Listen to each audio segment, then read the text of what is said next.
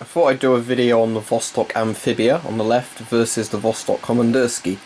Both are Vostok watches from the Cold War. Wow, this Amphibia is probably a bit more recent because it says CCCP on the Komandirskie, meaning it's an older one, and this Amphibia says made in Russia in Cyrillic, but they're both Soviet designed watches. It's just this one was produced for a very long time. So the general differences between the Amphibia and the Komandirskie is that the Amphibia was produced basically as a diver's watch and the Komandirskie is a regular infantry watch. There are lots of variants of each watch as well, so this is just a general thing, not, you know, completely whatever. So 17 dual movement on most of the Komandirskies on the right, 31 dual movement on most of the Amphibias on the left. Both are available with just date.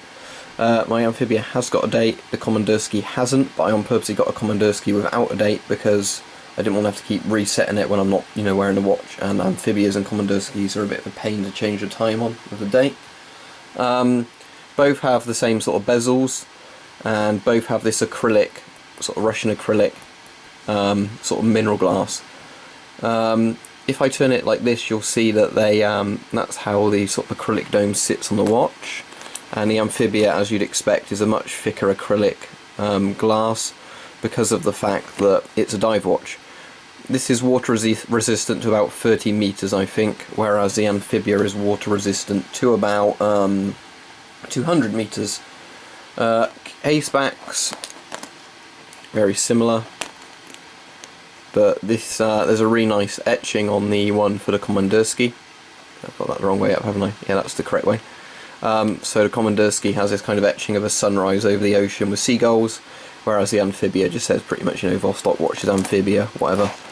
So in the straps, Vostok straps are crap, so put your own on. So what else is there to really say about them? I've found my Komandirskie is a lot more accurate to time. Oh, the other thing is, because of the watch movement, you might see that the Amphibia's second hand sweeps a bit better than the Komandirskies, but both are very nice, and that's simply because of the 31 dual movement on the Amphibia, as far as I'm aware, is why it's got a bit of a nicer sweeping hand with the movement. As for the Komandirskie, I find it actually keeps time a bit better. Now, I have had some stupid comments on some of the videos where I've blocked the people, where people are saying these are awful watches because they're not Swiss chronograph accurate. Well, they're not going to be Swiss chronograph accurate, are they? Because these are mass-produced Soviet dive watches. They're not, and you know, infantry watches. They're not Rolexes. Whereas a lot of people seem to think because it's not accurate to, you know, 3 to 5 seconds a day, it's not good enough. But saying that, the Komandirskie is pretty close to 3 to 5 seconds a day, I think. Most people I've heard of Amphibias get between about 10 second and a minute accuracy a day. Mine is probably about a minute fast a day, but that doesn't bother me because I wind it each morning and set it at the time. And, you know, I don't mind doing that because I bought a mechanical watch. If you want a really accurate watch, get a quartz watch. It's simple as, really, you know. Why complain about a mechanical watch not being super accurate when you can get a quartz watch far cheaper that's more accurate? That's not the charm in having a mechanical watch. So both watches are very nice. This is obviously a lot more water resistant, tougher, a bit bulkier. If you're going to get one of the Vostoks, get an Amphibia first. The Amphibia is the better of the two watches, but the Komandirskie is charming. I mean, the more modern Komandirskies look a bit more like my Amphibia. They're a bit bigger, I think, you know, similar kind of dials. This one has no loom on it, and the Amphibia has loom. I think the modern Komandirskies do have loom, but saying that, Vostok loom is not very good.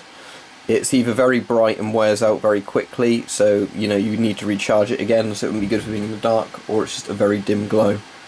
So, that's about it. If you're going to get one, get an Amphibia first, but both are charming. Some of the Komandirskies had a 2 o'clock crown as well for winding it, but both are automatic, although I think there are some manual Komandirskies. You know, you can wind both of them up by hand if you want to, and they both are good fun watches.